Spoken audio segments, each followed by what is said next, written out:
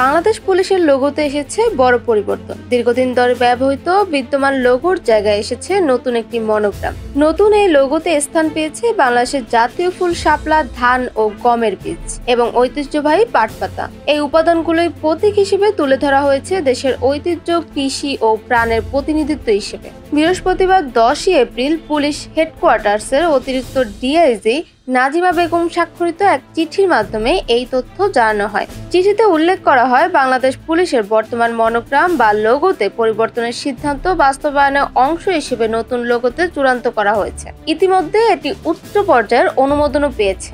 এখন কেবল প্রজ্ঞাপন জারির অপেক্ষা। প্রজ্ঞাপন জারির পরপরই দেশের সব জেলা, বিভাগ ও ইউনিটে বাধ্যতামূলক নতুন লোগোর ব্যবহার শুরু করতে হবে। পুলিশ সদস্যের ইউনিফর্ম, বাহিনীর পতাকা, অফিসের সাইনবোর্ড সহ সব ধরনের সরকারি উপকরণে এই নতুন লোগো ব্যবহারের জন্য প্রস্তুতি নিতে বলা হয়েছে।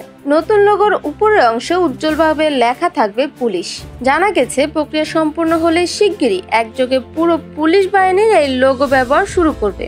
নতুন লোগোর মাধ্যমে বাংলাদেশের ইতিহাস, ঐতিহ্য এবং কৃষি নির্ভর সংস্কৃতির একটা দৃশ্যমান পরিচয় বহন করবে পুলিশ বাহিনী, এমনটাই প্রত্যাশা।